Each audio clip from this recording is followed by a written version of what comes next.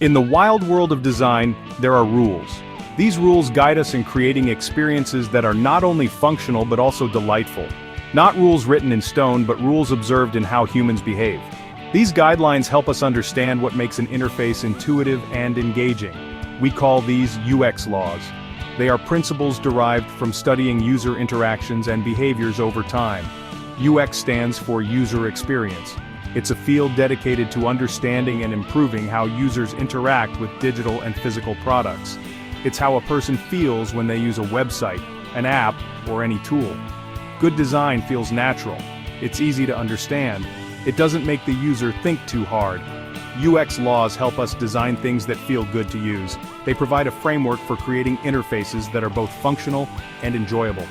These laws are not about restricting creativity. Instead, they offer a foundation upon which creativity can flourish. They are about understanding the user. By observing and analyzing user behavior, we can anticipate their needs and design accordingly.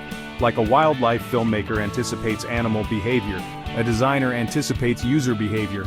This anticipation is key to creating seamless and intuitive experiences. This understanding leads to more effective and enjoyable experiences. When we design with the user in mind, we create products that people love to use, making their lives easier and more enjoyable.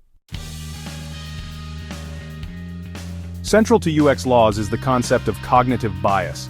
This means our brains take shortcuts. We make assumptions based on past experiences and ingrained patterns.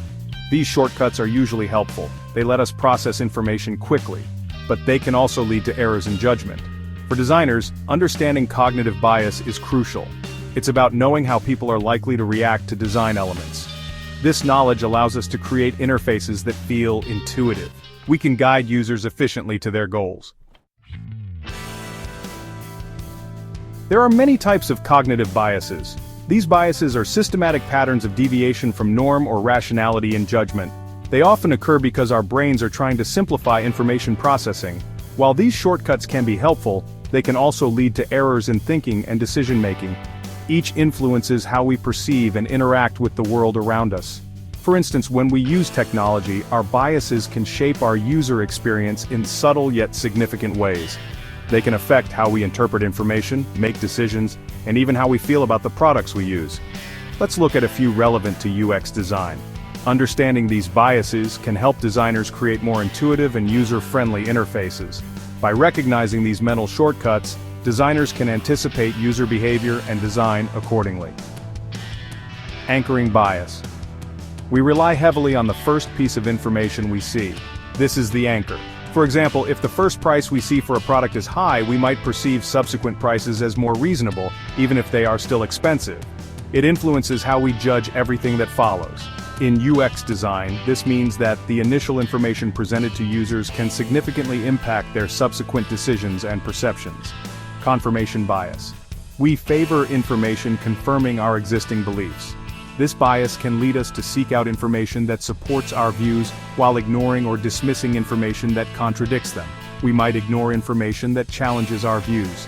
In the context of UX design, this can mean that users may overlook important information if it doesn't align with their preconceived notions or expectations. Availability Heuristic. We judge the likelihood of an event based on how easily we can recall examples. This means that if something comes to mind quickly, we assume it is more common or likely to happen. If something is easy to remember, we think it happens more often. In UX design, this can influence how users perceive the frequency or importance of certain features or events based on their past experiences. These are just a few examples. There are many other cognitive biases that can affect our thinking and decision-making processes. Each of these biases can have a profound impact on how users interact with technology and make decisions. Many other biases impact our decision-making. For instance, the halo effect, where our overall impression of a person influences how we feel and think about their character, or the bandwagon effect, where we do something primarily because others are doing it. As designers, we must be aware of these mental shortcuts. By understanding the various cognitive biases, we can create designs that are not only more effective but also more ethical. We can ensure that we are not inadvertently leading users to make poor decisions. This knowledge allows us to design more effective interfaces. By anticipating and mitigating the effects of cognitive biases, we can create user experiences that are more intuitive, satisfying, and ultimately more successful. Imagine an online store. You're browsing through various products, looking for the best deals. The layout is clean, the images are enticing, and the prices seem competitive. But there's more going on than meets the eye. They are having a sale. Bright banners and pop-ups announce discounts that are hard to ignore. You feel a sense of urgency, a need to grab the deal before it's gone. They show the original price of a product crossed out. This visual cue immediately catches your attention. Next to it, they show a lower sale price. The contrast between the two prices is stark, making the discount seem even more significant. This is anchoring bias in action. By presenting the original price first, the store sets a mental anchor. The original price is the anchor. It establishes a reference point in your mind. It makes the sale price seem like a better deal. You feel like you're saving money, even if the sale price is still higher than the product's actual value. Another example is social proof. This is the idea that we look to others to guide our own behavior. We are more likely to do something if we see others doing it. Think of online reviews. When you see a product with hundreds of positive reviews, it influences your decision. If a product has many positive reviews, we are more likely to buy it. The sheer number of reviews acts as a form of validation. Designers can use social proof to increase trust and encourage desired actions. By highlighting reviews and ratings, they create a sense of reliability and community. These tactics are subtle but powerful. They tap into our psychological biases, guiding our decisions in ways we might not even realize.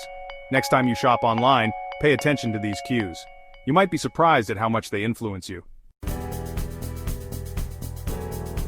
Section 5. Better design through bias awareness. Understanding cognitive biases is not about manipulating users, it's about empathy. By recognizing these biases, we can create designs that are more intuitive, where users understand how to use the product naturally, more efficient, so users can complete tasks quickly and easily, and more engaging, where the design holds users' attention and encourages interaction. Ultimately, knowledge of cognitive bias leads to a better user experience.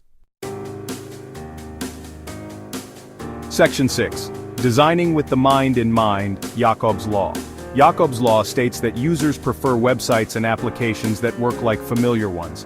They spend most of their time on other sites, so they expect your site to work the same way. For example, users expect to find the logo in the top left corner. They expect a search bar at the top of the page.